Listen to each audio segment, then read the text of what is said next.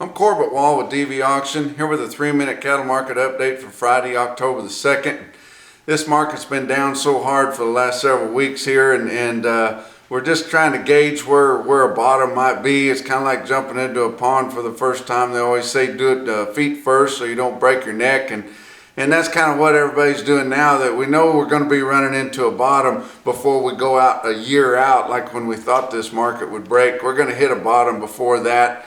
And so we're trying to gauge where that's at. Cash market's still down really hard this week, but your board is jostling around there and looking like it may be showing some sideways action.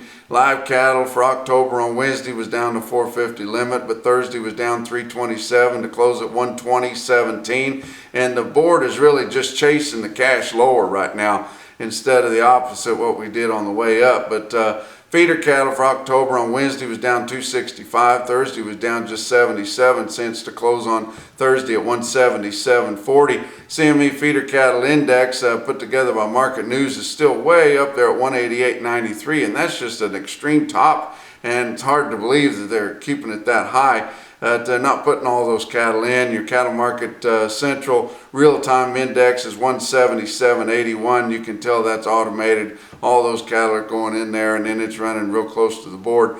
Fat cattle this week, they've sold several of them. Kansas 118 to 120. That's $10 lower than last week. In the Northern Plains, live sales 115 to 119. Dress sales 184 to 187. That's $15 lower than last week. Funny thing, middle of the week here, your choice box beef cutout value was actually $5.82 cheaper than your cutter cow cutout, which is really hard to believe there. That lean meat, your 90% lean ground meat is really running higher than what a choice steak is, that straightened out on Wednesday there, because it was down, your cutter cow cutout was down 14.73 in one day, so you can look for your cull cows to be going down next week pretty hard.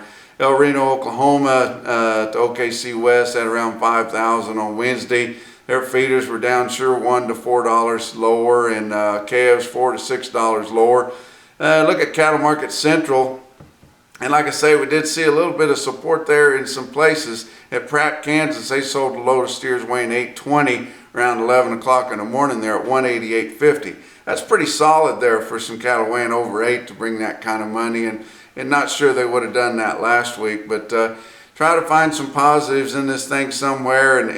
I did see some commercial feedlots buying some middleweight calves this week and really kind of pushing for them.